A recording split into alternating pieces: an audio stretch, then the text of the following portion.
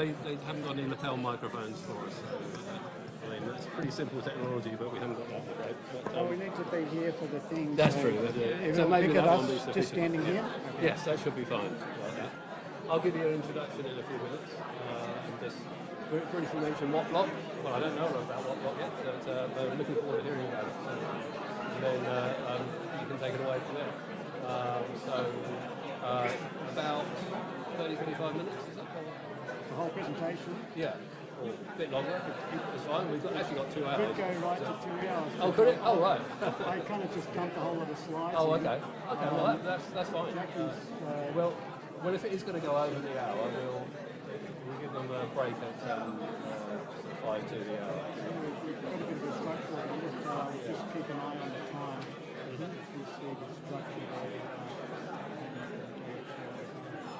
A clock. We've got a full house today, so We've got a clock. a clock. Sorry. No, there isn't. Oh yeah, that's not right.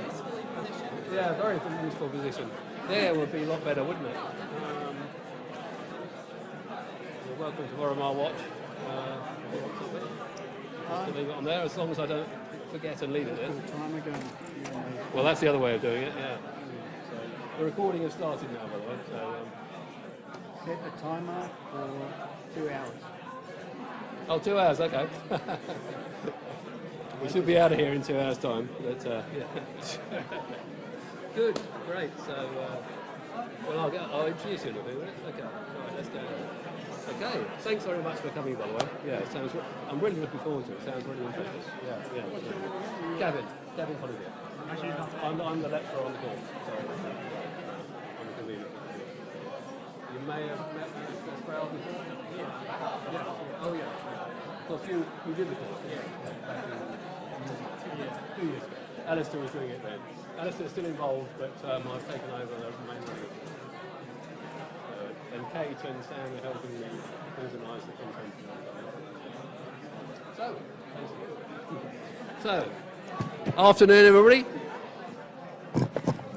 Hi, hello. Oh. Hi, hello, hi. Welcome back. Hello. Can you hear me?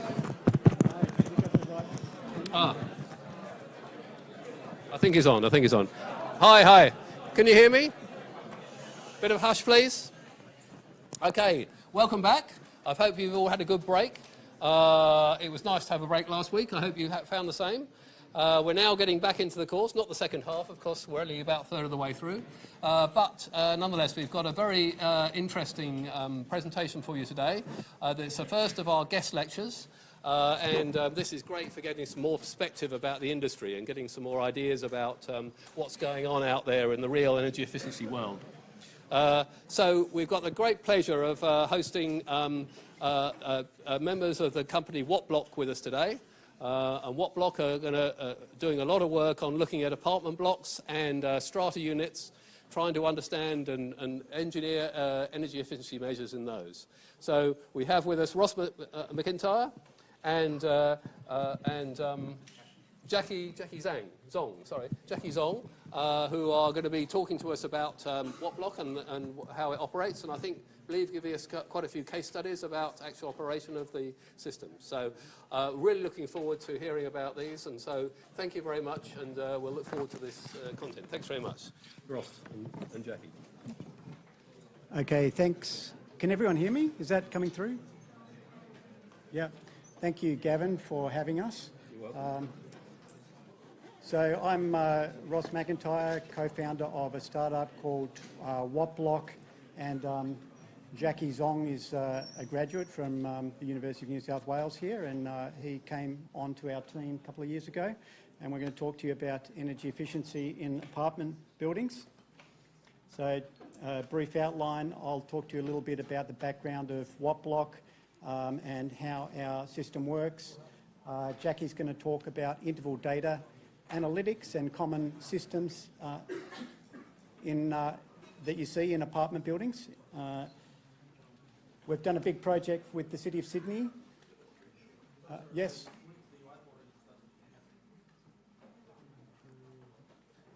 Okay, well, you got this one over here while that's being fixed. So we did a electric vehicle study, which I'll talk about, and we've got a few case studies. After the break, Jacky's going to tell you what it's like working for a startup company and give you a little bit of a talk about behavioural change. And if we have time, I'll then get into a little bit about machine learning and Google Analytics platform. So what is Wattblock? Was founded in 2014 by Brent and myself. Brent's actually in the audience today down the front here. That's him holding onto the plaque. So we got into Telstra's muru-D accelerator program in 2014. We won Innovation of the Year award with Strata Communities Australia, which is our target market, so that was really great for us. And we're currently resident here at the University of New South Wales as founders in residence as part of the Founders Program. So if you guys don't know about that, that's a program that's being headed up by Elizabeth Eastland, and she is doing a fantastic job. Had the first cohort run through 10 startup companies presented down at the Museum of Contemporary Art.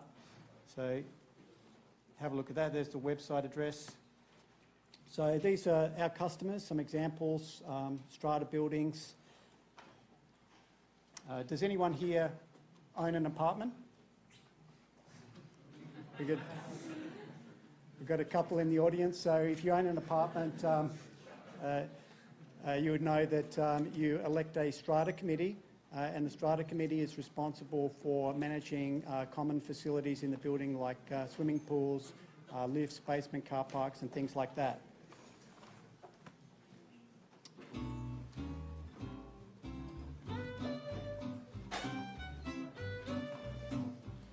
Apartment buildings are spending up to 4 times too much on energy. In fact, 40% of carbon emissions come from buildings. We have to do something about this. The problem is, committees are overwhelmed. Projector please, I've got some slides. So, energy costs have been going up for the last 5 years. Is that a rabbit or a dog? Should we get an energy audit? How much is that? Probably $3,000. Does this mean we have to raise levies again? Okay, let's brainstorm some ideas. You mean turn on the carbon monoxide ventilation? Yes, good idea. It doesn't have to be that difficult. Wattblock provides a free energy assessment for your building online in minutes. You get a customized report you can share with your committee, financial savings, and an impact on the environment. Wow, $9,000 in savings. That's a lot. Lower strata levies and reduce carbon emissions. That's right. And when it comes to the environment, I like to think about the world I'm leaving for my children and for my children's children.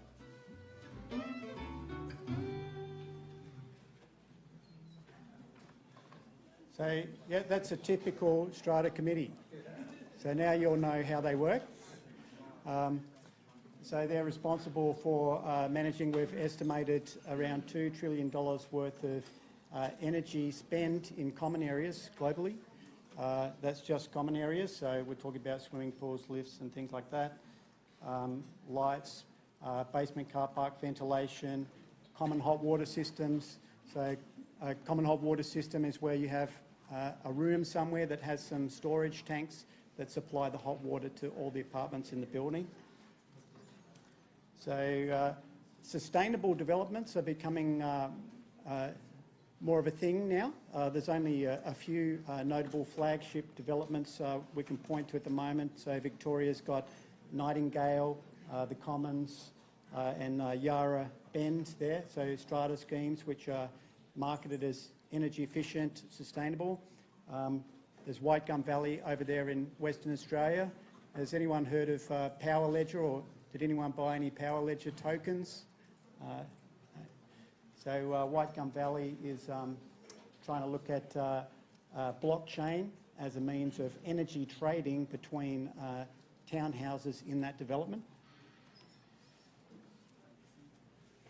Wattblock has assisted new developments in Sydney, such as the Genesis, which is looking at community solar power on rooftops, electric vehicle charging, basement car parks.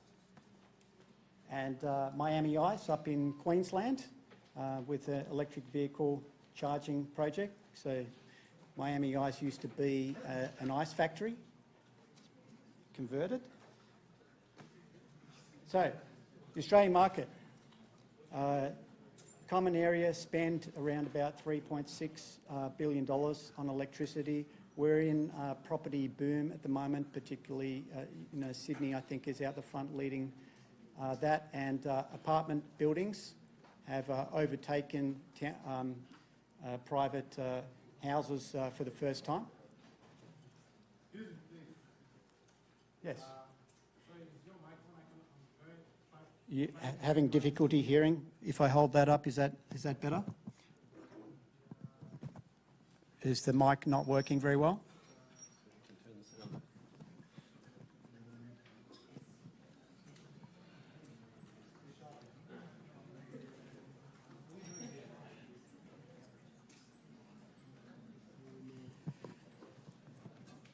So at the moment, there's an energy revolution going on. And you've all heard about Tesla in the news with the big battery power station down in Jamestown, South Australia. So batteries, electric vehicles, solar power, smart meters, all of this stuff is coming and it's having a big impact on the Strata industry. And another big theme is smart buildings. So and then we're talking about sensors. There's all kinds of sensors. People are talking about deploying occupancy sensors, temperature, humidity, vibration, everything you can think of. And then the other side of that is user engagement. So people are interacting with their buildings potentially in different ways going forward, including smartphones and things like Google Home. But Strata committees are not really good at making decisions. So how are they going to tackle this wave of new technology? So we're going to help them. We help them with, this is our product, an energy report, 7 pages. We've delivered that through 40 different Strata management companies so far. We've delivered to about 1,000 different apartment buildings. That's 30,000 separate apartments.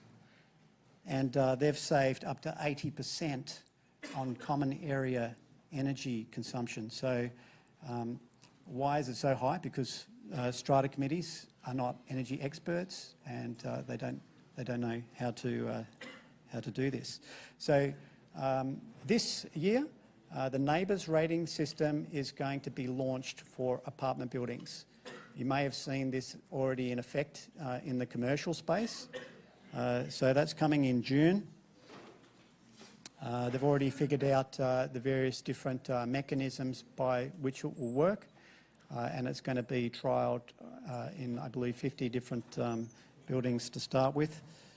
So there's lots of information on these slides. I understand they can be made available, so I won't talk through it. So just roughly, how does the Wattblock system work? So you have various different forms of data. You've got usage data, you've got asset registers about what's inside buildings, and you've got benchmarking. So Wattblock integrates this together and does data analytics. So types of data, usage data. So what's that? Electricity, gas, water. It can come in the form of just quarterly energy bills or more and more these days we can get access to interval data, which gives us, for example, 15-minute interval readings. So here's some examples of raw data formats that we might deal with. There's a data export of some interval data. Now, it's important that you're able to connect different data sources together, and this is what's called a star schema, and you connect different data together via fact tables.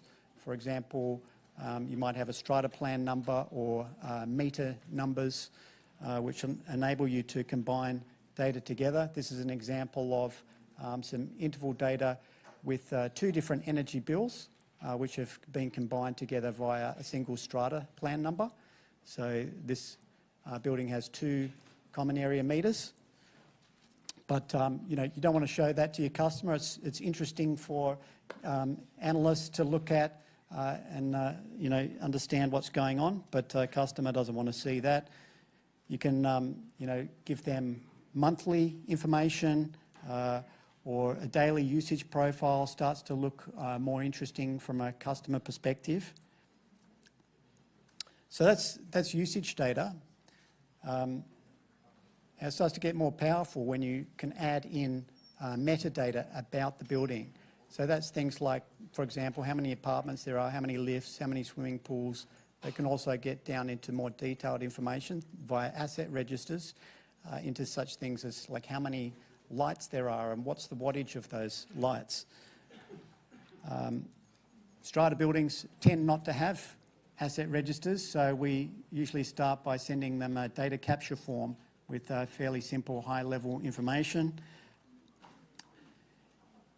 And then that metadata also can change over time because buildings are always changing, there's projects going on, new things being added, so you need a means of managing that.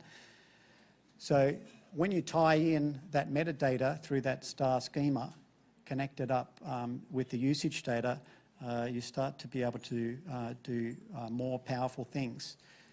In combination with benchmarking. So benchmarking is, for example,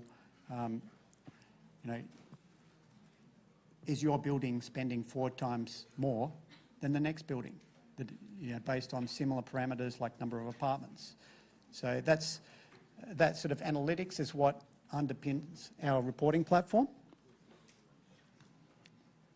And we can also do portfolio analytics. We can do that for local councils, for example, to give them an idea of what's happening, and strata management companies who manage the buildings. So, for example, City of Sydney, we've got data on around about 500 apartment buildings. So I'm now going to hand it over to Jacky, our data analyst, to talk about interval data. Okay, so firstly, I just want to say I don't usually do presentations, so I'll give it a try anyways. So start with interval data. So as Ross mentioned earlier, Wattblock focus on a low-cost energy report that can be done quickly. But then from time to time, we get engaged by customers on a more detailed assessments. So the interval data actually gives us many valuable information before going out to the site visits. So I'll go through an example in detail. So what we normally call this is like a bunny ears in our industries. So the highlighted area represent car park exhaust fans in the building, which operate once in the morning and once in the nighttime. That's why you see a spike in usage, just randomly. Yeah.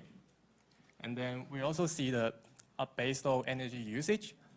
This is more about the energy loads in the building that operates for 24/7. This is most likely lighting in the building or ventilation fans that operate 24/7. Lastly, we left it variable load. This can be like lifts inside the building. The lifts might operate more during the day, but no one really uses the lift at nighttime. So another benefit about interval data is it allows us to correctly size the solar system. So the example here is showing the top part showing an undersized solar system, while the bottom part shows an oversized solar system. You can see in the oversized solar system, there's a gap there. Because there's no load in that time, so the energy generated from the solar would just export back into the grid. So the right side solar system would just be somewhere in between. However, that's only the case when we consider solar only. If we have battery storage, then it will be a different story. As you can see here, the excess solar energy generated during the day can be stored inside of batteries for later use at nighttime.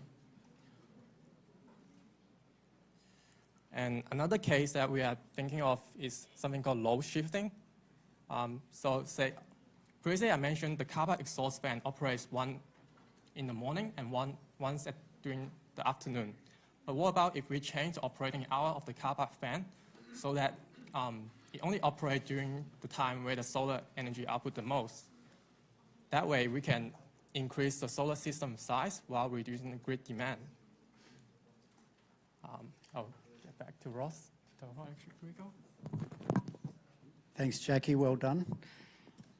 So I'm just going to take you through our electric vehicle charging project, which we're doing with the City of Sydney. We've had 20 different apartment buildings in the City of Sydney participate.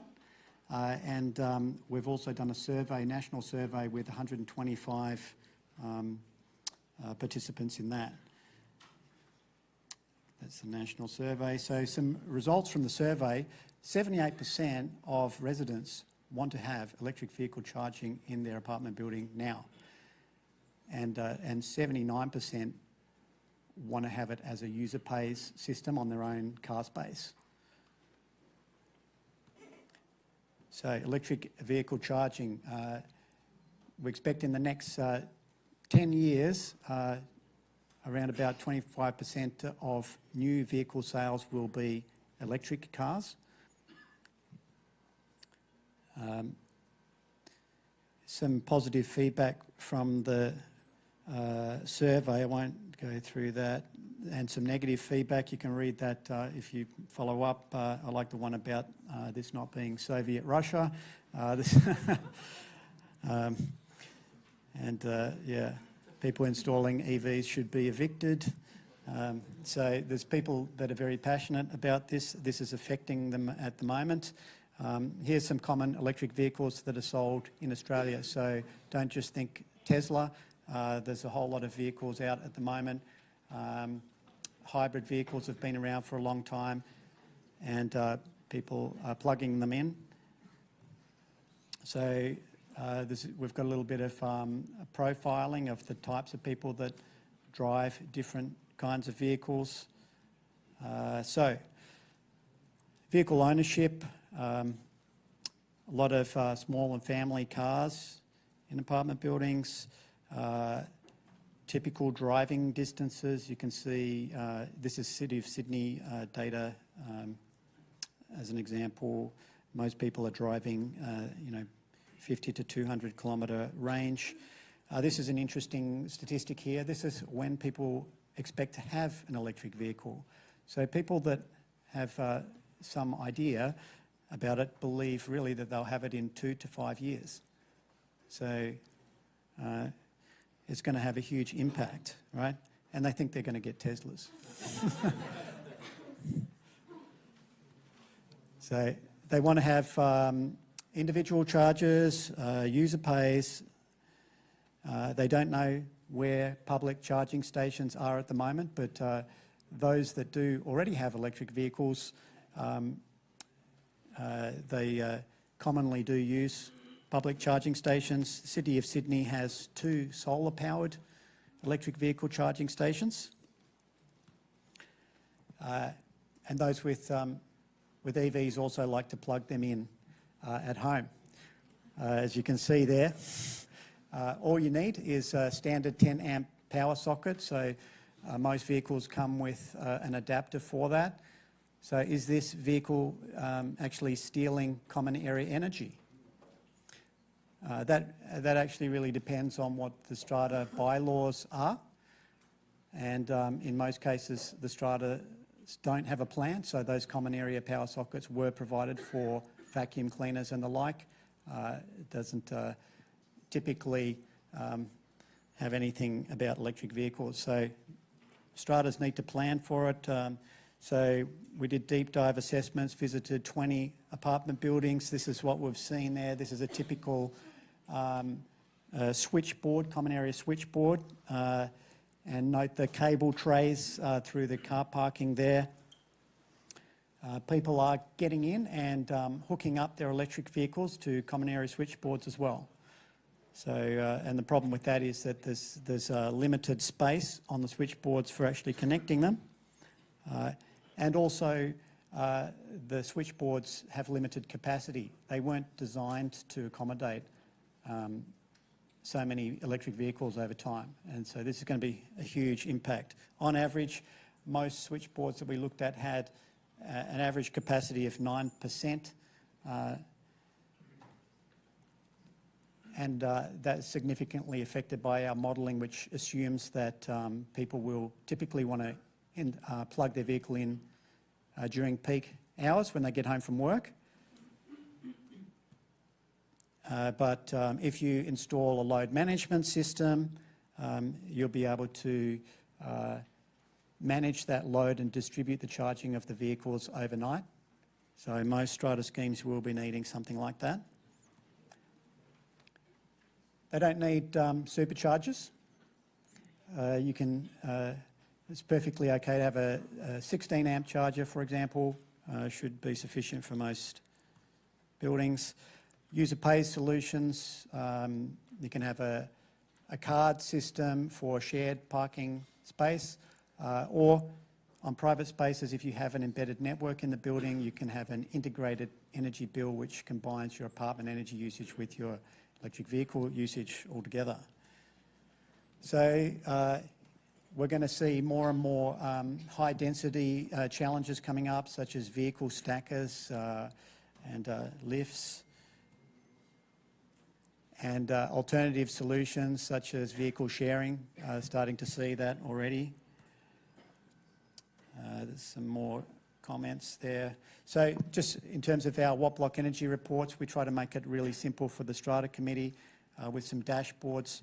This shows them how many vehicles they're likely to have today and what's the potential capacity and what's the ramp up going to look like over time, so they can gauge when it's going to start to be a problem. And we provide them with basic information about what the alternative solutions are, the default solution being that people are currently using those 10 amp power sockets. So we took some learnings from local councils in Canada because they're a little bit further ahead on the curve than Australia around incentive programs and the like to advise the City of Sydney on what they might be able to do. Produced a long report and we're now going to talk about, so you'll be able to get the report, it should be published soon, working through edits at the moment. Handing back to Jacky now, he's going to talk about Bayswater LED lighting upgrade. So I'm going to talk about a case study that we did in Queensland. So it's a customer, we gave them a Wattblock energy report, and this is the result. So it's a typical apartment with 6 floor levels, and it's a small one with 22 units. It's quite a new building, and the common area is using about 11,000 per annum at the moment. So after getting a Wattblock energy report, we show the breakdown of energy usage inside the common area. As you can see, the majority of the energy usage is for lighting, particularly in car park and fire stairs, followed by ventilation fans. So as another section of our report actually gives them a benchmark on how much they can save on different areas. And the graph shows that the lighting has the biggest potential. And then we also recommend them some of the top projects. The first 2 being LED lighting upgrade in car park and other areas, followed by a 5 kilowatt solar system for their common area. So in total, the project costs about 22,000 with an annual savings of 7,000 and a payback of 3 years. So this is what happened. As you can see, all the way back there, you can see the common area energy cost doesn't really change until, so even they joined Wattblock, they still haven't done anything. So it's like after 6 years, they finally decide to, okay, let's do LED upgrade now. And you can see the impact is significant. So yeah, so I'll hand over to Ross for another case study. Good work, Jacky. So Blackwattle Solar, it's a townhouse development here in Glebe, 18 townhouses with lock-up garages. It's divided into 4 different blocks. Townhouses are 2 to 3 stories high. And they got a grant from the City of Sydney to investigate solar, batteries, electric vehicle charging and embedded networks, and Wattblock was engaged to assist them with that. And they invited us to their barbecue last Sunday to talk to the residents there about the impact that it's going to have and gain support. So Jacky started off the analysis by looking at the aggregate energy usage of all of the townhouses in combination, because the common area in this building is only 8 lights. And we also ran that electric vehicle survey to gauge people's intentions and modelled the impact that that was going to have on the load on the site. So you can see there in the bottom right there, the grey segment is the impact of the EVs, quite a large impact. So this scheme has a lot of trees, which isn't great for solar, particularly in the winter, as you can see there on the right, the near map image. So Jacky did some great work analysing the buildings. He produced some 3D models and analysed the solar output from panels on all of the 4 different buildings. And came up with some recommendations around using microinverters, which perform better in shaded conditions, so it doesn't sort of knock out the whole array when it's shaded. So the initial, we were asked to do a number of different models. The first one was looking at having solar PV on individual townhouses. And this was ultimately deemed to be unfair because those in Block A had really good solar access and those in Block D had bad solar access because of the trees. So we looked at a number of different other models with the solar panels in different areas, reaching the obvious conclusion to put them all on Block A. But if you have a shared system, a common solar system like that, you need some means of distributing it to all the apartments. So that's where an embedded network comes into play. An embedded network is where you have a gate meter that's connected to the energy grid, and all of the private townhouse meters are downstream from that. So you can connect the solar array into that gate meter, and then the solar power is distributed to all the apartments in aggregate. Oops. So you get a single energy bill. You need to engage an embedded network manager to provide a billing service behind the meter. There's a whole lot of new regulations that have come out in the last 6 months around embedded network managers. And these are advantages and disadvantages. I won't go through all of that, but one of the big advantages of an embedded network is that you can bulk buy energy for all the townhouses, which can lead to a pretty dramatic reduction in energy price. Oops. So alternative solutions, solar sharing gateways is another system.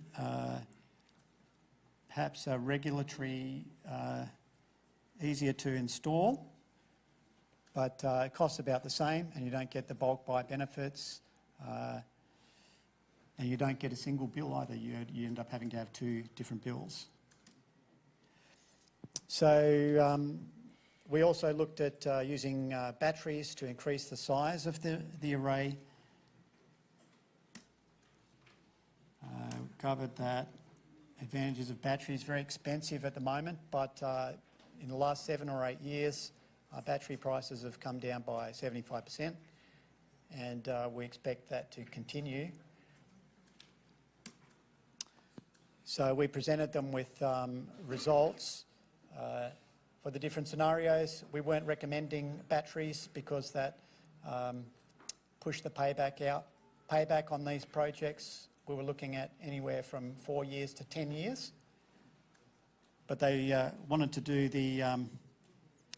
so we're recommending 18 kilowatts of solar, but they wanted to do the batteries and they wanted to push it out to an even bigger, I think 35 kilowatts they're talking about now. Prepare for electric vehicles, so upgrade all the switchboard capacity, have the embedded network. So it could be a really great case study for other strata schemes within the City of Sydney and Australia-wide. And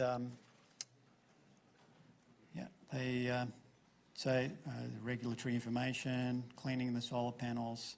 There's a report on their website that you can look at. They're selling merchandise. So if anyone's interested in buying a T-shirt or cap, I think they're about $30. If you want to email us, we can put you in contact. And they've got local MPs turning out. So Jamie Parker came out to support the barbecue on Sunday. So is that when you'd normally have a break, 5-minute break? And then after the break, we'll come back and Jacky's going to talk about what it's like working for a startup company. Yeah. Okay. And back at 1:45. Yeah. Okay.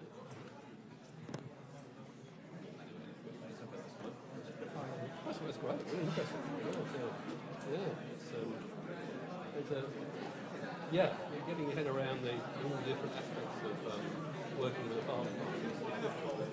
They're working mainly with the Strata committees as opposed to with the individual tenants or owners. Yeah, I guess they're the ones who make They can have owners. Yeah. common area ways. Yeah. Yes, it's common areas. Most of the apartments.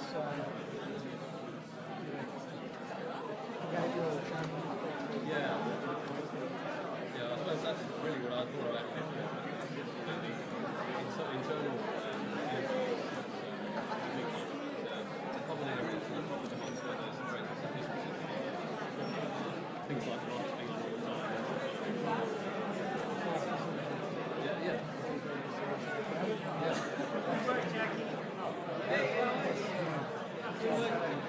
Exactly. Very simple. So how did you guys get into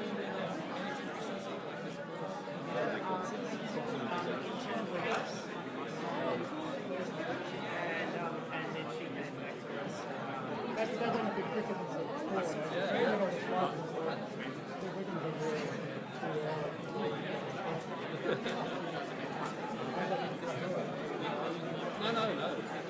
So you should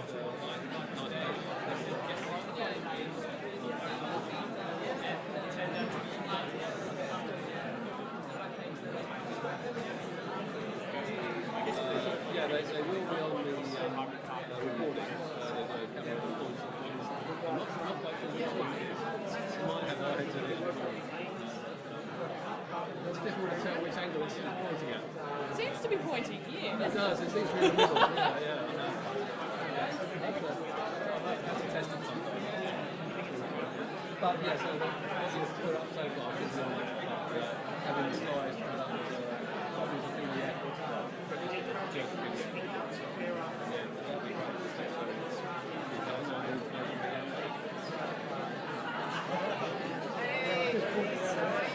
Bunch of other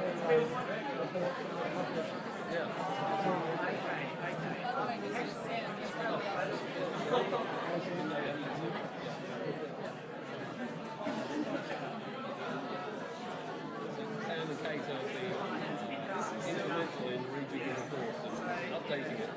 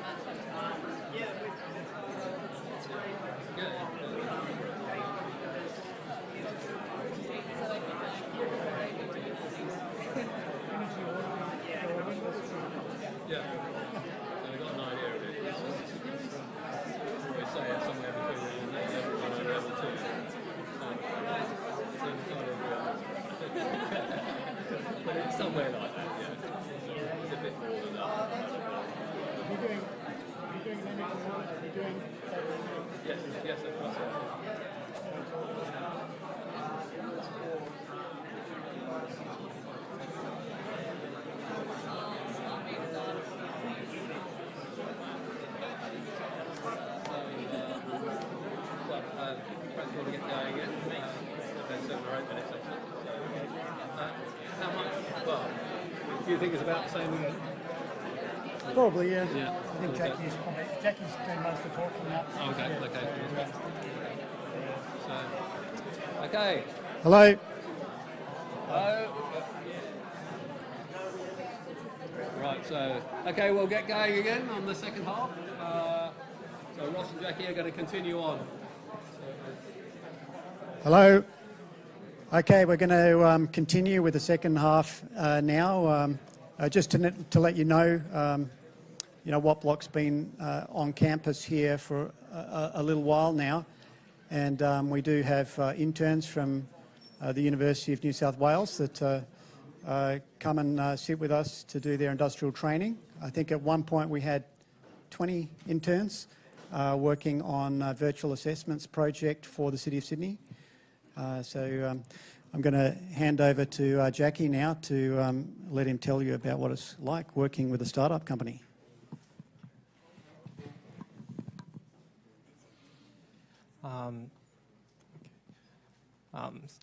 So yeah, I've been joining Wattblock for about 2.5 years now. So the first project that I did there is a program with the City of Sydney, where we did 10 Wattblock energy reports for the selected buildings.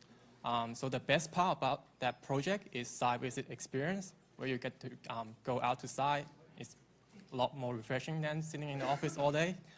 The second best thing is probably to learn how to do the Wattblock energy report for the first time. It's actually quite an achievement when you did the first one, but then you get quite bored after that again. Anyways. So these are the site visit images. We have been to buildings near the CBD, Harbour Bridge, even Olympic Park, and other areas. But these are more the typical buildings. So occasionally we've been to those that are like the resort style ones. Although we don't usually see this in New South Wales, they're more in Queensland. So whenever our Queensland staff send us a photo, we often got jealous. But then now we finally got to go to one. But, yeah. So, but apart from doing energy reports and going to site visits, from time to time we're also being engaged to do the recommended projects in our report. The most common one being LED lighting upgrade.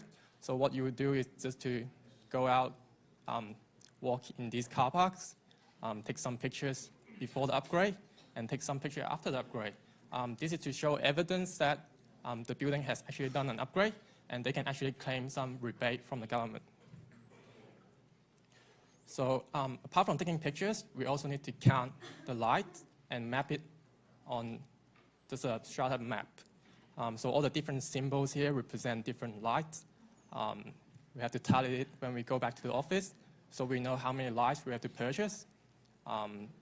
And after the project, we also have to check each individual light has been upgraded. So apart from LED lighting project management, sometimes we have been engaged on doing solar feasibility studies. So what we do is just we'll map out, we use Google Map, and we just map out what it looks like to have solar panels on their building. Another thing that we consider as important is try to make it look nice for the building. So they actually want to have the solar panels, and they actually increase proper valuation for the building. And yeah, just give them an idea. So the next part, I'll just talk about what's the difference of working in a small company versus a big company. To start off, I'll just start on a video about a successful business person in China talking about giving his view on this subject. Don't worry. Any mistake is an income, is a wonderful revenue for you.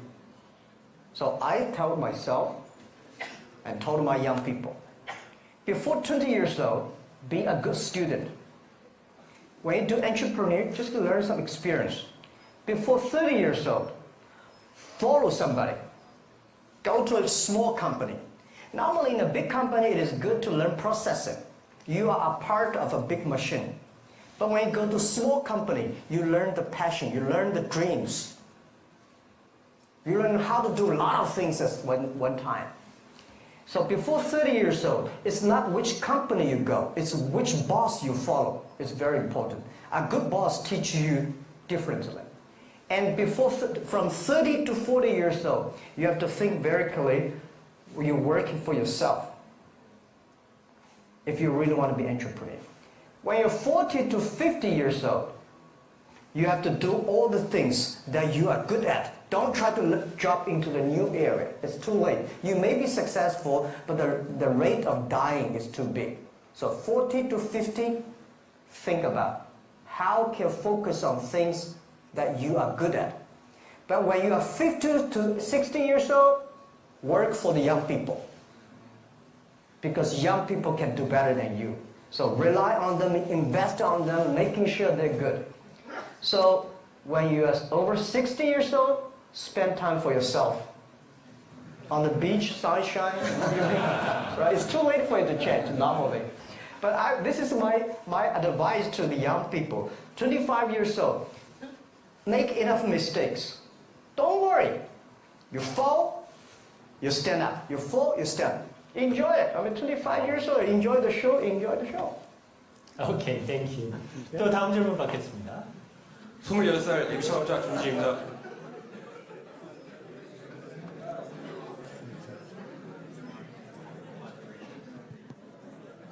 Yep. So yeah, it's just a video that I found out and good to share with you guys. So I'll just briefly talk about, So in a small companies, you don't just focus on doing one thing. Say, I study renewable energy, so I must be doing energy-related things. Say, energy reports, LED upgrades, solar feasibility studies. But when you're working in a small company, you've got to learn about a lot of other things as well. Say, for example, how do you help the company to get more customers?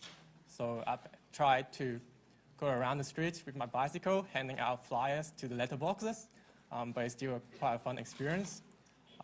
Product research and development. So the Wattblock energy report, we started with one version, but we had to continue to improve that version for the past 1.5 years. Try to get the feedback from customers and integrate into the report. So it's getting better and better, and people want to buy it. Thirdly, intern training. We have got many interns throughout, and you got to just help the interns if they have any questions. Finally, you also got to understand the capital structure of a company, understanding how the share schemes works and how the share scheme encourage staff members to drive value for the company. So to summarize it, I would say rather than do a double degree in business, it's probably better to work in a startup and you learn a lot more from it. So apart from, so now I'll move on to talking about behavior change. Just a bit how behavior change can help to drive energy efficiency in general. So the major challenge that I think of is that there's a lack of awareness on energy efficiency.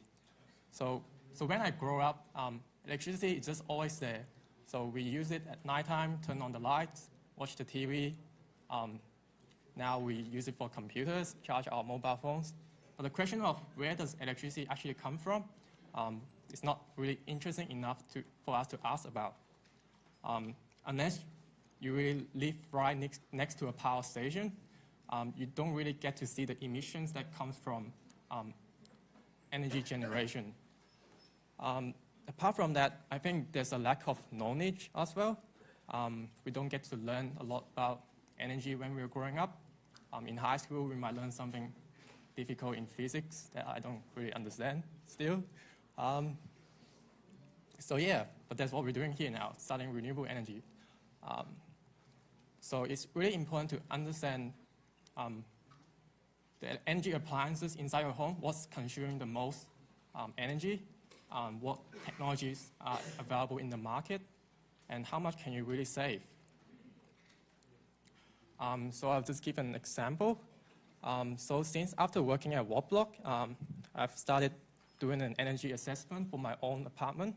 It's quite a tiny one, it's only 3 bedrooms. And the most energy consuming asset that I found out is 10 floor lights in the basement car park. But however, because the lights that we have only operate for 6 hours a day, not 24/7. So using the product that we normally use at Wattblock, I actually got not as an attractive payback. So I've tried to do some research online and see if I can find an alternate option that has a lower cost. So I end up with this product, an LED tube. It's low cost. It comes with a 3 years warranty. And it also comes with an integrated smart sensor.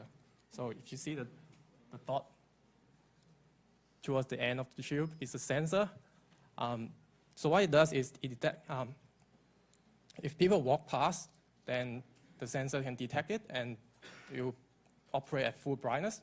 But when no one is walking around, it just gets dimmed to a certain level, which saves even more energy. And the last thing about the benefit of this product is you can actually do it yourself, just like replacing a light bulb.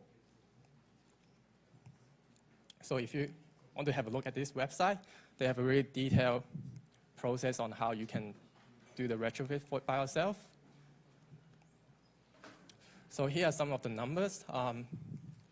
By replacing a fluoro tube with LED tubes, the wattage can actually be reduced from 40 watts to 7 watts, which is quite simple math, and 80% savings.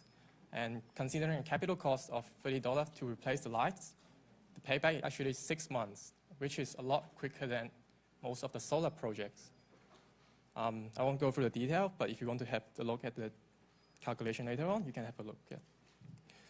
Apart from LED tubes, we also have LED bulbs and LED downlights. And all of these products, you can actually install it yourself. Because in Australia, electrician cost is really expensive. So if you can find a product that you can do it yourself, you can actually, the project cost will be a lot lower. So I believe that by having a technology in the market that is cost effective, simple to use, and with the financial benefit that it has, I think it can help to drive energy efficiency behavior. Just because people are saving a lot of money from doing that.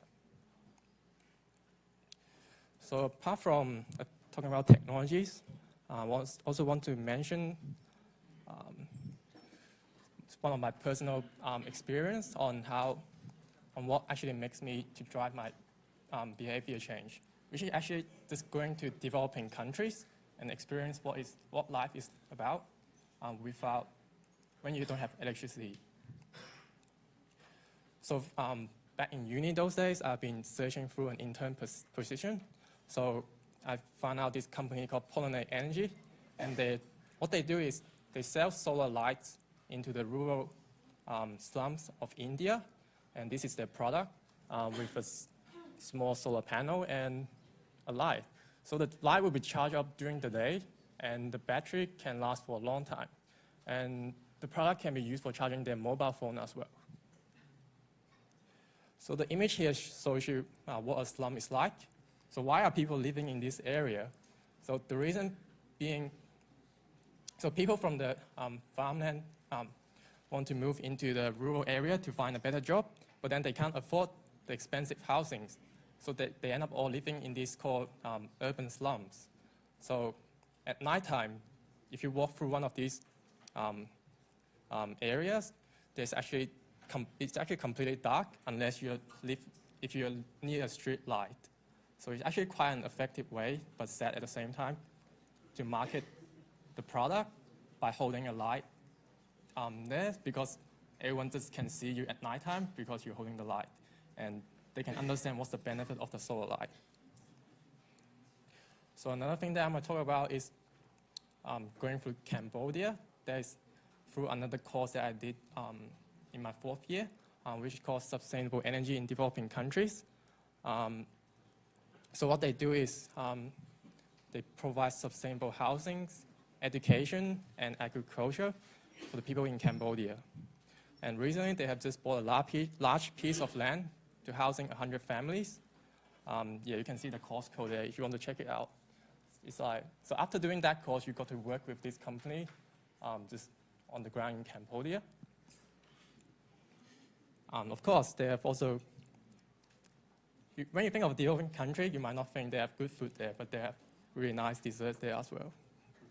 Anyways, so what's the outcome of my experience?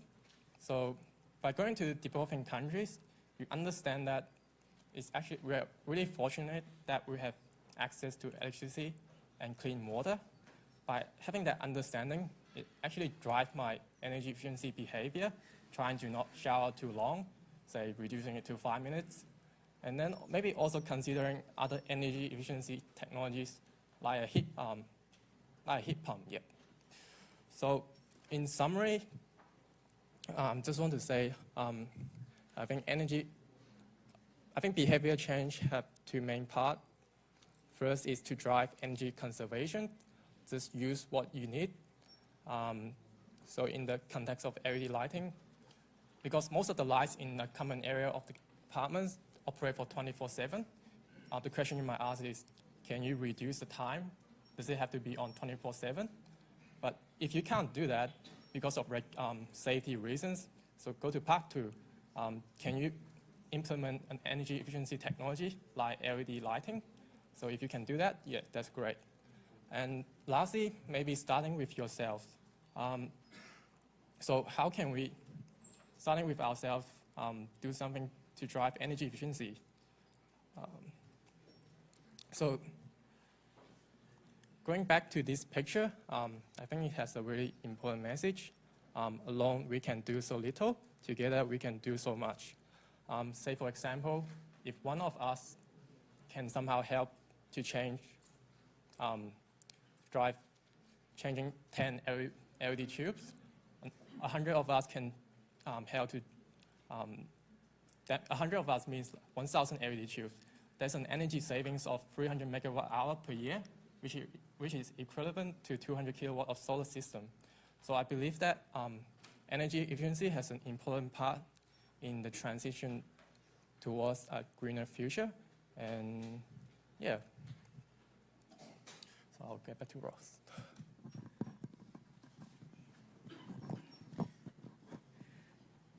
Thanks, Jacky. I understand everyone's looking at doing some energy audits in their own houses as part of your assessments. So good to see some clues there from Jacky on how to do that. So Wattblock, we're really a data analytics company, and I hope this has been useful for you. I know that you're looking at how to do energy audits, and really that is data analytics as well. So I have sort of added to this next section, which is just talking about what's coming. And at Wattblock, we believe that energy auditing is probably one of those industries that's already getting disrupted by new data analytics technologies, artificial intelligence, machine learning. So artificial intelligence has been around since the 50s, and machine learning since the 80s. I don't know if any of you here would have heard of expert systems, but back in the 80s, people were talking about machines taking over people's jobs, and it didn't really happen. And now there's a lot of hype around deep learning. Companies like NVIDIA there are playing a role in developing new technologies. So what is machine learning? Tom Mitchell gives us a definition, but basically machines that are able to learn from experience and improve their performance.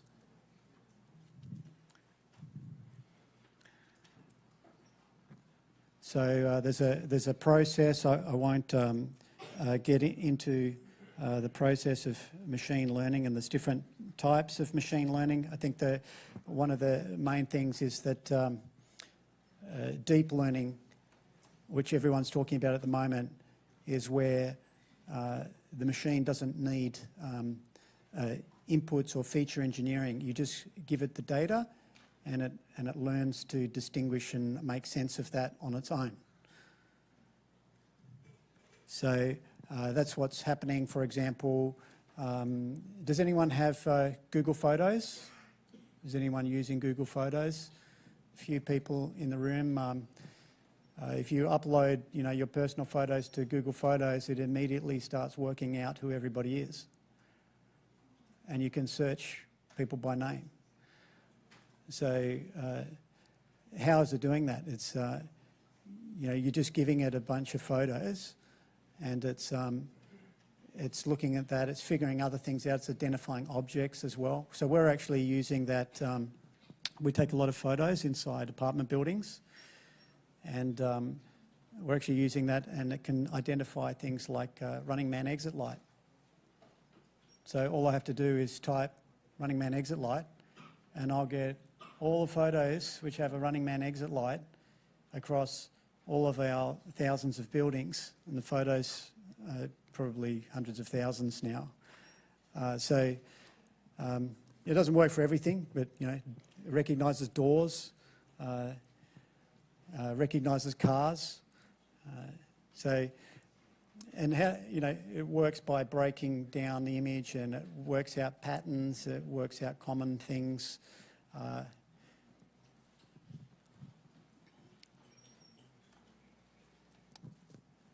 And it's also what's behind self-driving cars.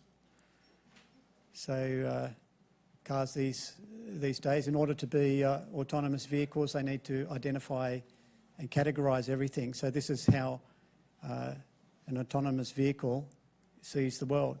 On the top image there, it's got different colours and labelling what it sees, so it can recognise the wheels on the cars, for example. And it's also what's potentially behind killer robots. So the military, in different parts of the world, the military is looking at robots, and with their intent purpose of gaining control over other countries. So it's basically an arms race. It's the new arms race, and there's actually a really good documentary that came out. It's funded by Elon Musk. Came out on Friday. It's called "Do You Trust This Computer?" Okay, so I suggest look it up. It's free. It's on YouTube. It goes for about an hour or so. It gives a really good overview around artificial intelligence and the impact that it's expected to have in the years to come. And all of this stuff's going to happen, and there's not that much we can do about it. There's a lot of talk around regulation and things like this. This is the way that the world's heading, and it's upon all of us to understand it. So, prior to working with Wattblock, I did a little bit of work. I used to work with a company called First Data, and one of the things that it did was manage ATM machines. So, ATM machines probably the forefront of Internet of Things. So they're connected devices with computers in them that monitor pretty much everything that they do. If there's a cash jam, how much cash is being withdrawn. And they're serviced by armoured vehicles that do supply runs and swap out cash cassettes. So one of the projects I did while I was there was looking at how to optimise the efficiency of supplying cash into ATM machines. Since cash is the biggest cost, you have too much cash sitting in there, it sits idle for a long time. Cash is expensive. It otherwise can be in a bank account earning interest. So, paper sitting in a machine somewhere doesn't earn interest. And it's very expensive to supply cash in armoured vehicles with armoured guards.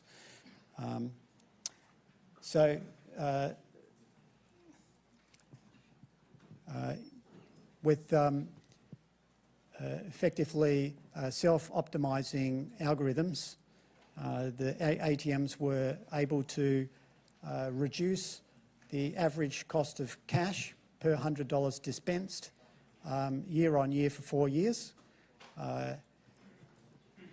So one of the key things around machine learning is you have to program it, you have to give it an instruction. It's got one objective that it's trying to solve for. So that in this case, it's how do you reduce the cost per $100 dispensed from an ATM machine? So that embodies all of the supply, the amount of cash that sits in the machine and everything else.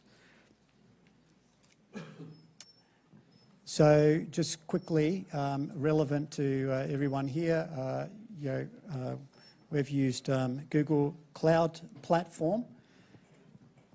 Our Google Cloud Platform offers you a whole range of different services, including machine learning. You can see there in the bottom right, you've got vision APIs, speech APIs, translation. And the number of services is just going to keep expanding, right? So Google is building this as a service that you can use. So that's in addition to the other things that they've been around for a while now, like cloud services, cloud computing, and you can access all of this for free for 12 months. So you can go online. There's the address at the bottom there. If you've got some really cool ideas around what might be possible with machine learning, go onto the website, hook yourself up for 12 months of free access to everything. You also get unlimited access to certain services that are always free.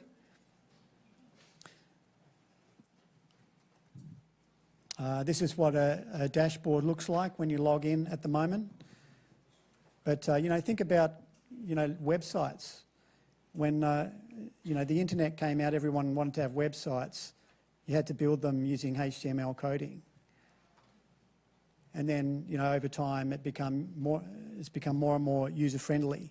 So the pace with which things are becoming user-friendly is accelerating very fast. So, your access and the usability and the ease of using things like machine learning is only going to increase, and it's going to increase very quickly. So, nice user-friendly dashboards already here. So, wrapping up, we've got support from Telstra and through our muru-D accelerator program that we went through. There's a number of things that we're looking at right now. So we're looking at the neighbours opportunity, which we discussed. We're looking at architecting data analytics platforms. We're interested in introductions, strata managers, buildings. If people live in an apartment building, we always love to get new customers.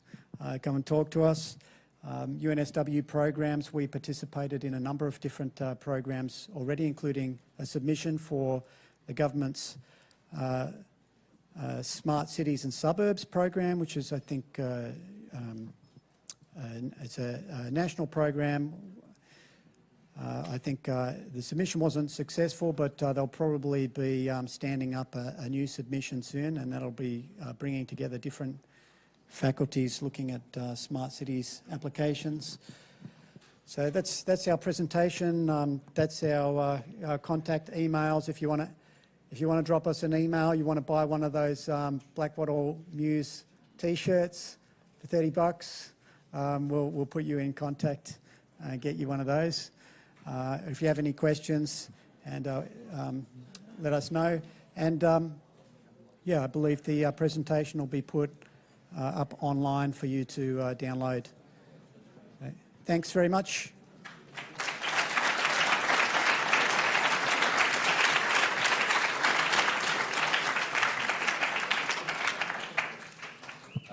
Thank you very much, Ross and Danny, for that very interesting talk. That's I'm sure now that you're happy to take questions. So if we have questions, they'll be happy to answer them. Any questions? Yes, over here.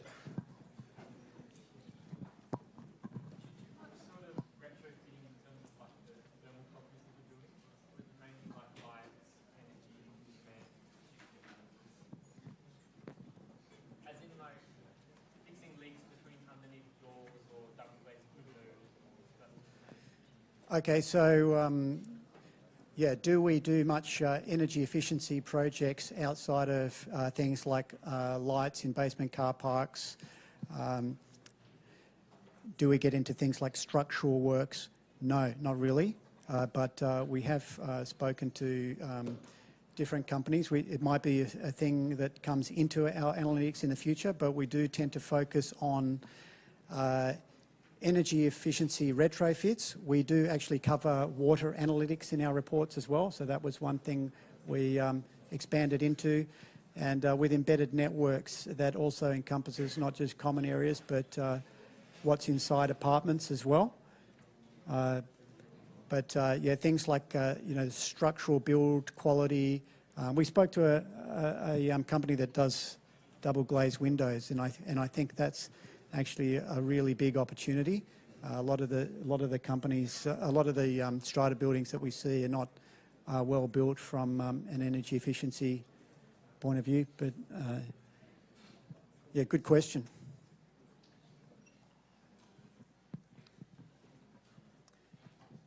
Any other questions?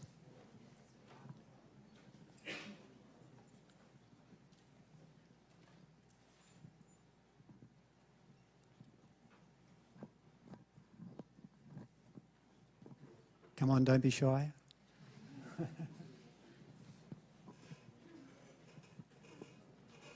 Up the back there. What made you want to start Wattblock? So Wattblock, Brent and I started Wattblock in 2014.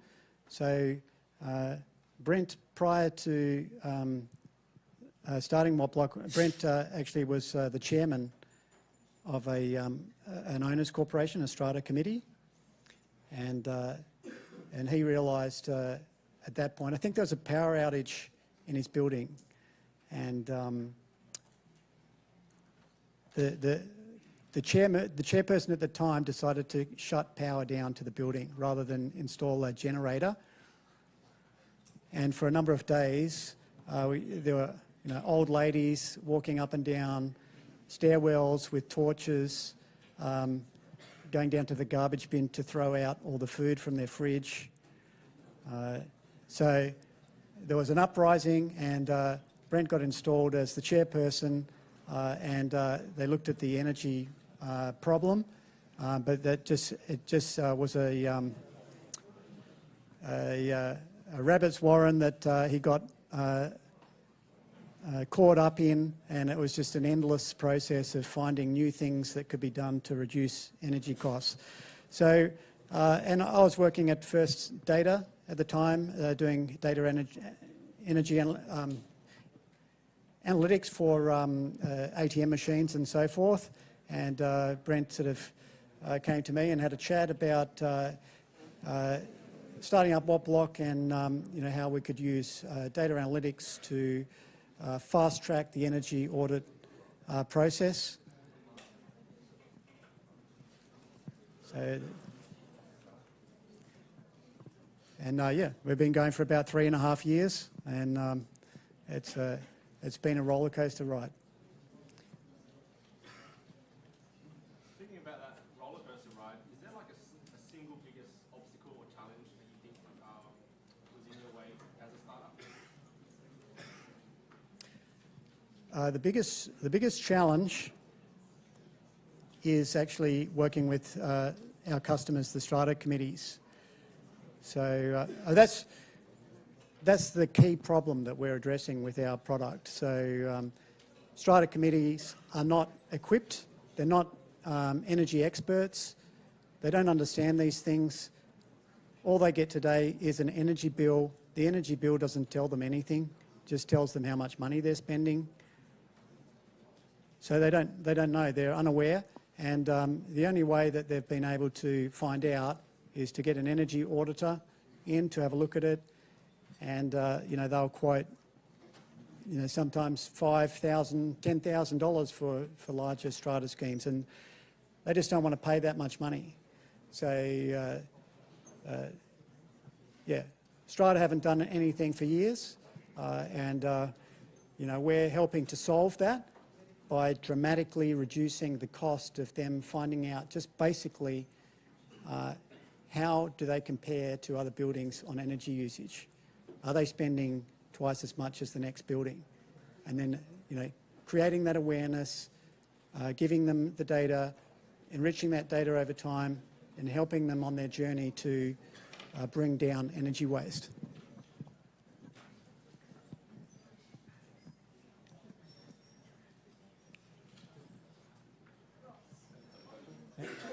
What's the technology you're most excited about in the next year or couple of years?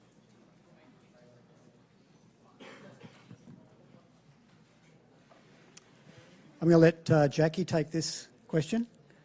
Jacky, what's the technology that you're most excited about in the next few years? Probably I'm a fan of smart homes, like all those smart sensors. So, and also like, for example, if you go home, your air conditioning is already on, so it's pre-cooling your house. It's all those smart home technologies. And say, for example, when you're not home during the day, maybe your hot water is being heated up by the solar power. So it's just having a smart home in the future. Yeah.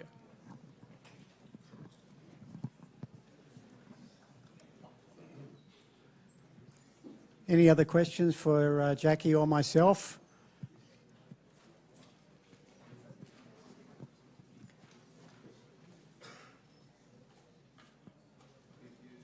You mentioned internships, and the possibility of internships, that you have a large number of internships.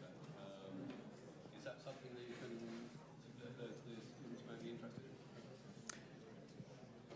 Yes, okay, so information on internships.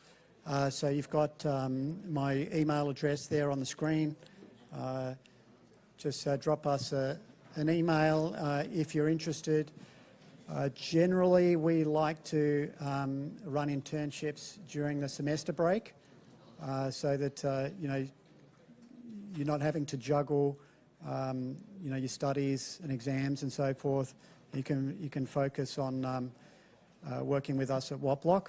So if you're interested in having an internship, you know, drop us a line, and I guess yeah, if we've got, depending on how many people reach out, and if we've got enough projects and work on, maybe we can you know, talk to the City of Sydney about doing another big project with them.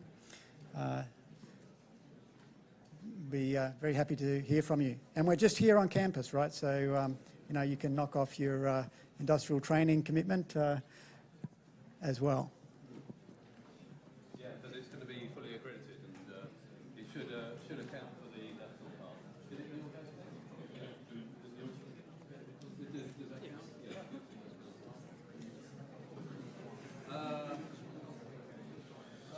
Okay, so any other questions for Ross and Jacky? Another question.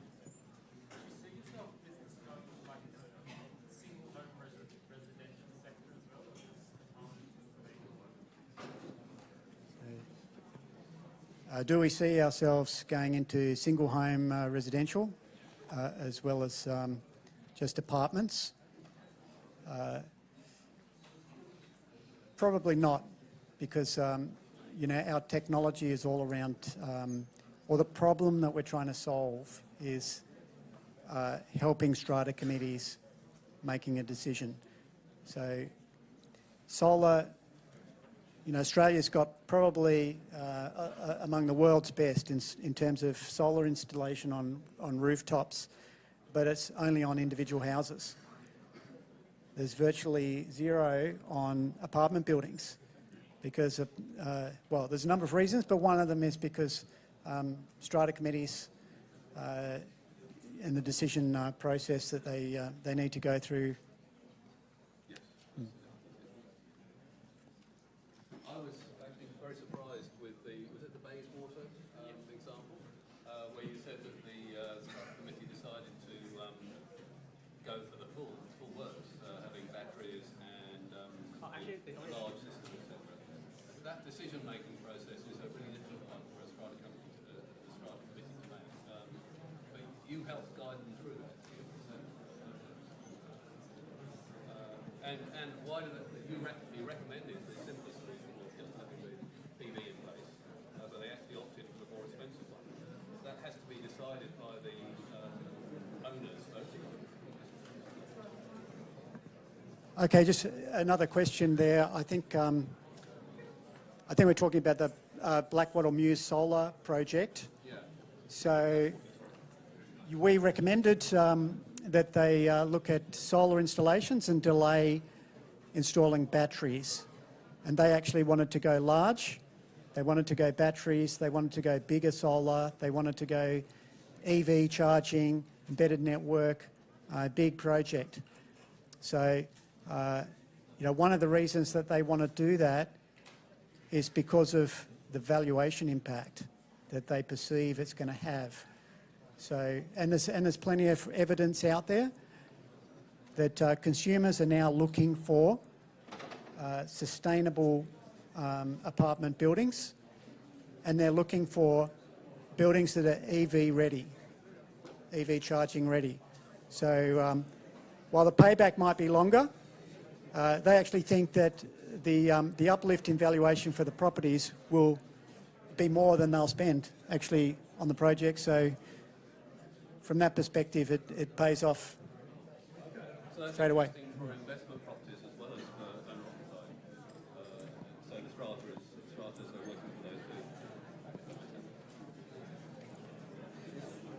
Yes, so interesting for investors as well as owner-occupiers. This is always a deadlock thing sometimes that comes up. You've got people that own apartments and they don't care about what's actually invested in. Well, that's not necessarily true, but owner-occupiers tend to be the ones that care more about what, investments that are made in the buildings, and investors look at it as a financial investment, and they want to see the financial payback and the increase in the property valuation.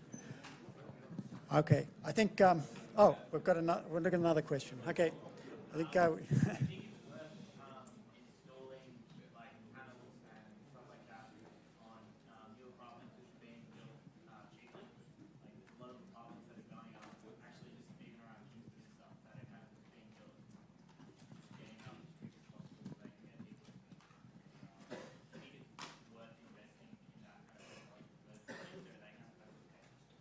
Jacky, I'm going to throw that to you, mate. Do you think it's worth investing in solar panels for new developments on inefficient buildings? Well, I don't really analyze the housing market though, so I'm not that sure. But definitely, if you're being environmental, I think it's a good idea because you're helping the environment. So, Quick answer. Quick answer is a good one. Yeah, but energy prices keep going up, right? You've got power stations closing like Liddell, for example, and we saw huge spikes in energy prices last year.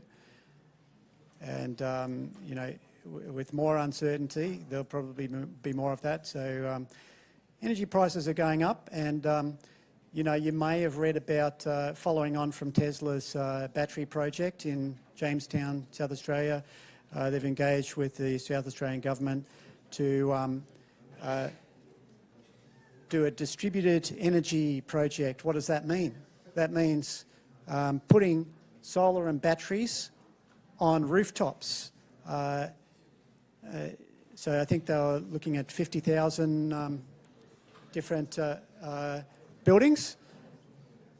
So solar power on somebody's rooftop has value whether or not the building is actually using that energy or not, okay? Because it can sell that energy into the grid, and other buildings in the community can use that solar power.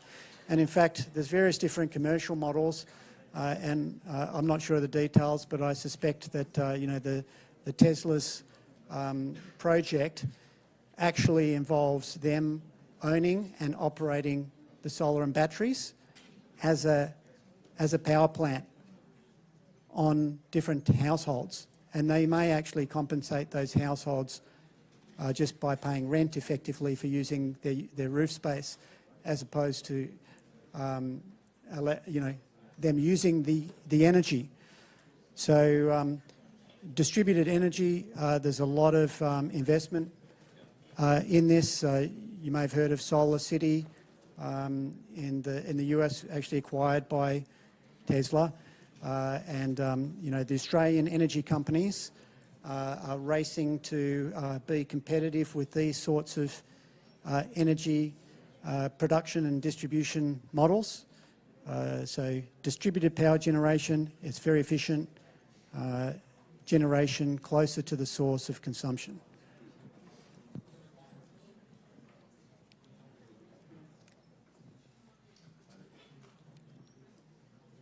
Another question.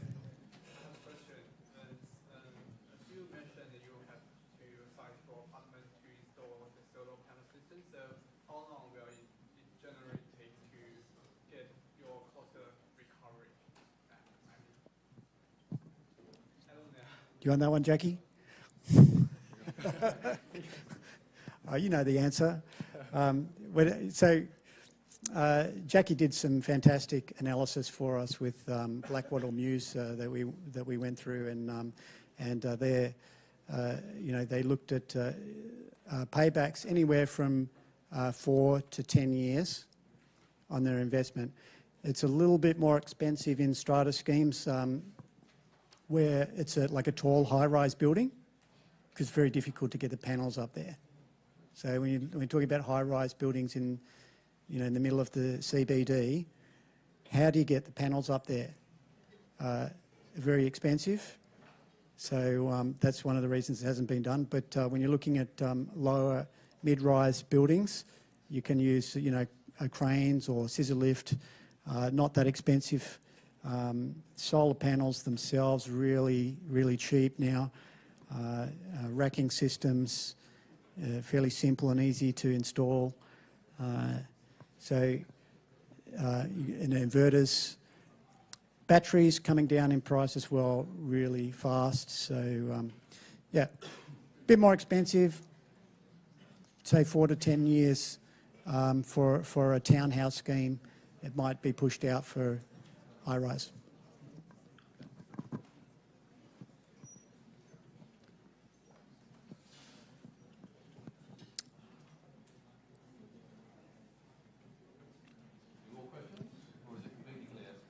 Alrighty. So thanks very much for having us. Thanks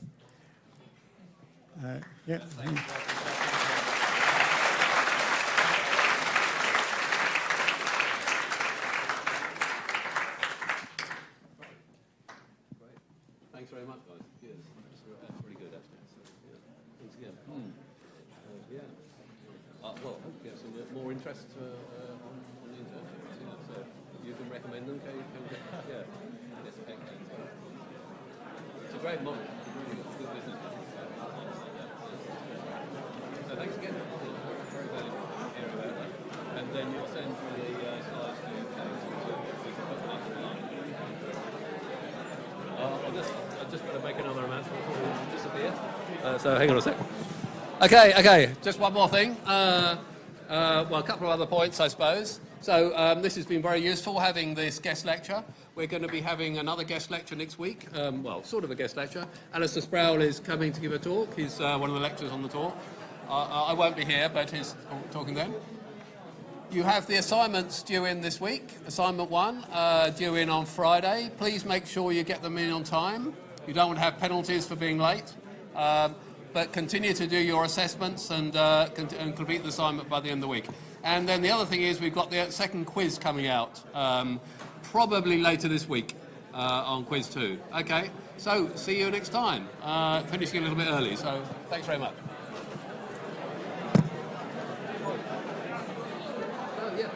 Thanks very much. Really good. Very nice.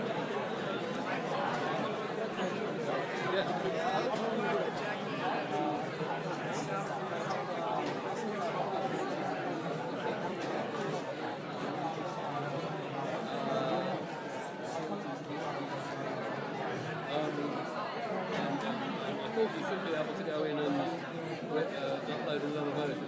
You're saying you can't do that? Yeah. Because you've already uploaded it. Yeah,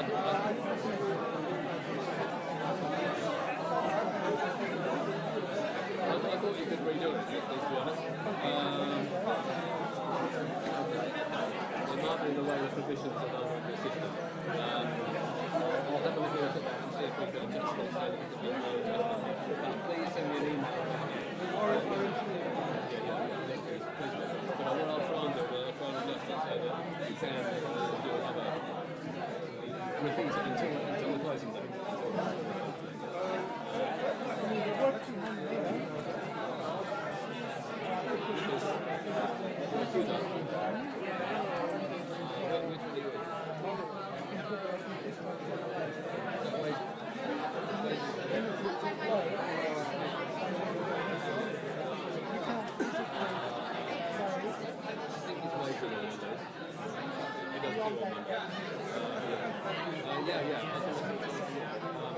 Yes, they're not on the middle of it.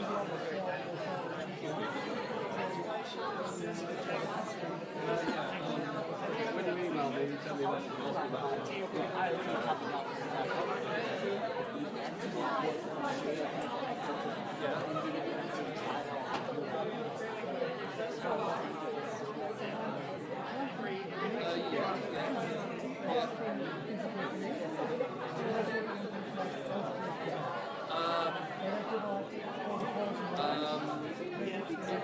it'd be good if you could try and get some data from a friend or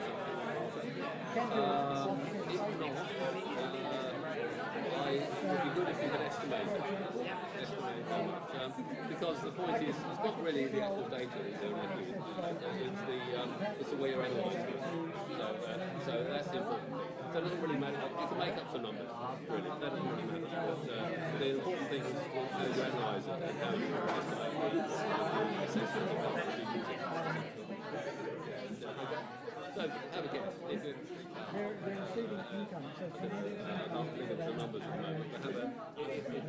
really, well, it's okay. So even if they're not quite reasonable, it's okay. It's the way you analyse it. Okay. Not connected. By effectively saying...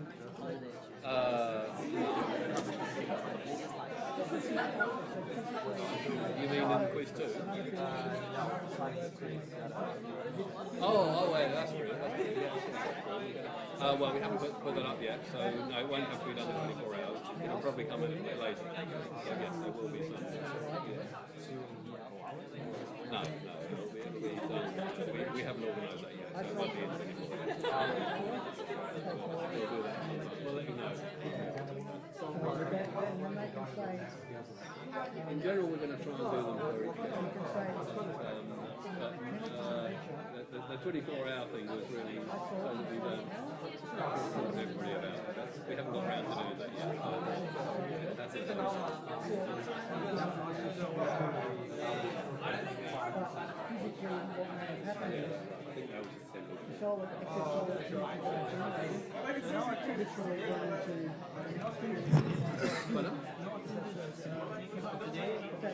Not what? Oh, I see. No, not directly. No. Yes, that's right. Yes. The 1% will be divided for both lectures? All the guest lectures, yeah. All the guest lectures, yeah. Yep, okay.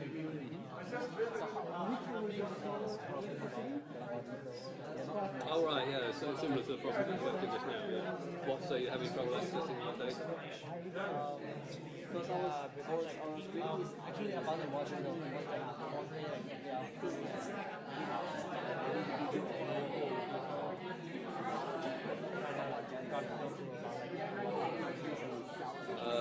so you haven't got access to the information about what users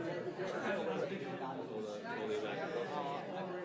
Often it's included in the rent. Is that the case? It is in my own apartment, yes. We don't actually pay it extra for water. Yeah, okay, that's quite common actually. In that case, what I'd like you to do is estimate your water usage. And you could, so in other words, guess at the water usage and come up with how much you're going to be using. It doesn't really matter if you get it right. The important thing is what you do with the data and how you analyse it. How do I analyze it? Yeah, so that's another way of doing it. Yeah. can go to the discussion it is a bit of an issue. Lots of people don't actually have water bills. Yeah, so, but what we're interested in is how you're analysing the data from it. So what you're doing with the information, how you're estimating, and looking at the possible measures to, in the questions it's asking about what measures could we take to reduce the water use. So you can talk about that. That's more than one. So actually, the actual numbers are that. So the cost of the water system is an issue, but the issue is to estimate how much money.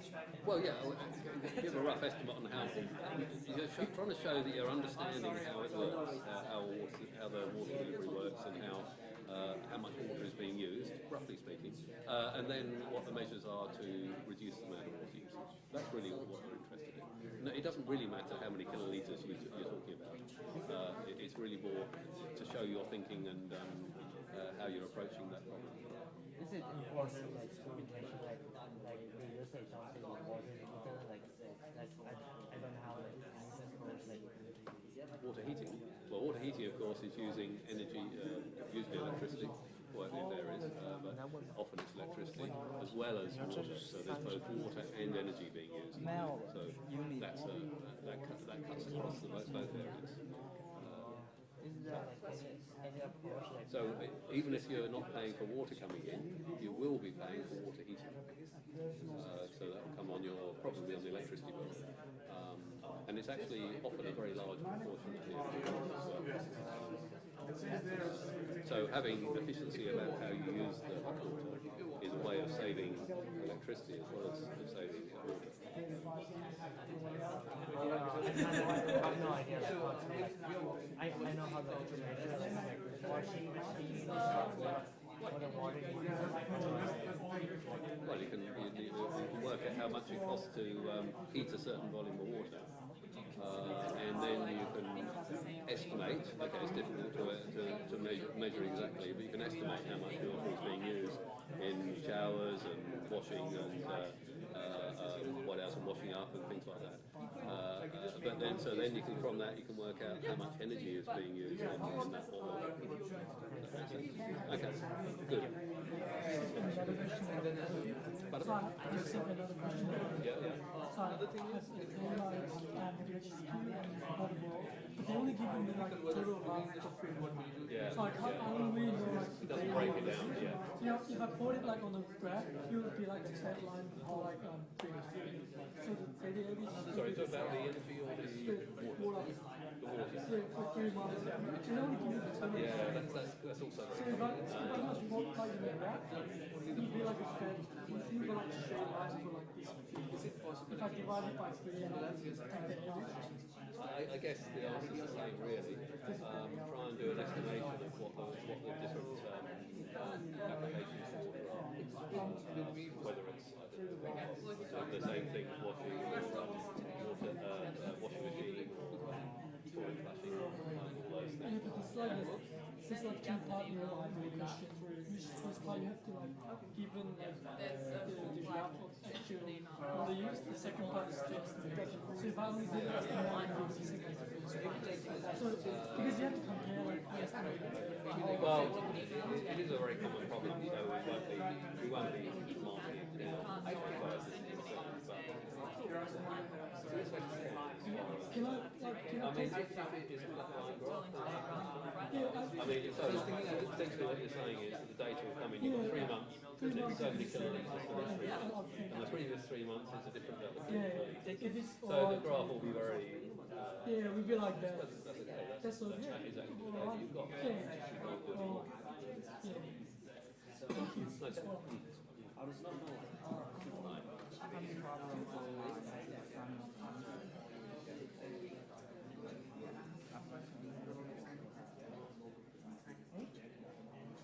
Yeah, sorry. Do you know how much everyone goes to this room? I haven't, there's no Windows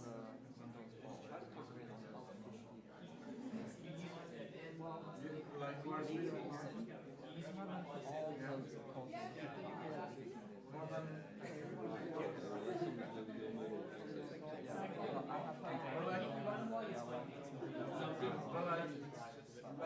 I want to buy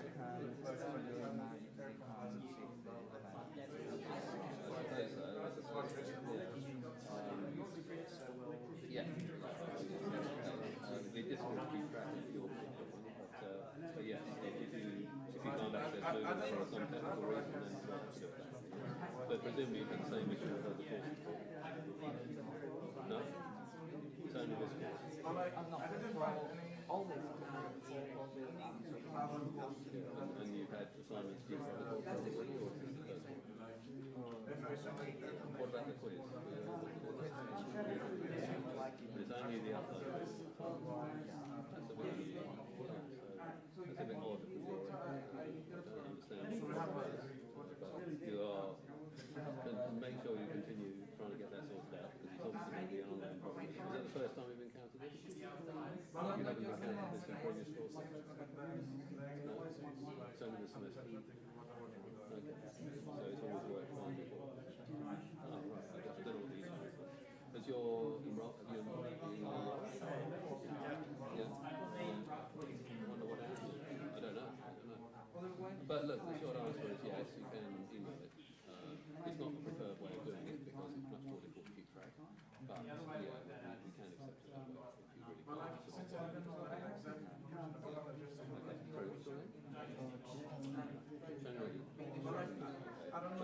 Email me. Email me that anyway. The fact that that way, so I've got your email. In the first part, it says you can use one with electric car. I took a car. Electric car. Yes. Because there's no train. Email me to tell me what the problem might be there, but if it comes to Friday and it's still on what it takes, Different combinations. I've asked many people, many have great ones. Oh, hi. Sorry. That's all right. That's all right. It's not about the assignment. I've already clarified that. I have a request. I have signed this one, and I was thinking I've already done like first one of this assignment. I'll probably do it this Friday. But can I like get 2 days extension or something? Because for me it's like 2 weeks paying full time and I can't concentrate on anything. Oh, I see. So, when was this? Oh no, so this is like it happens to me every year once during change of weather. So right now is the worst time for me. I'm already on a painkiller right now. So the thing is, I can do it. I'll probably try to finish it by Friday. But it is painful for me to concentrate on laptop for a long time. It happens to me on the left eye. So it's like it's a 10-year-old thing, and there's no way. Well, I suppose the problem is that if you have an extension now on this assignment, then that puts you a bit later for the next one. And only 2 days, like not an extension as an extension, but yeah, I get it. It's an extension. Yeah, well, okay. But what I'm going to ask is that you put in a special consideration as a request, so everything is properly documented. And have you got a doctor's certificate? I have an Indian from 2010, 2011, all those. It's a request. It happens every year for people who are. Can you get another one? From here? Yeah. You visit the doctor this week and get another certificate. I can do that. That wouldn't be a problem, but it goes through different CT scans and MRI, so it's gonna take. It won't be like I can't give you that certificate in a day. It's gonna take me like. There's gonna be a checkup and then they go. If you go tomorrow, then you should be able to get a certificate by the weekend, I think, by Friday.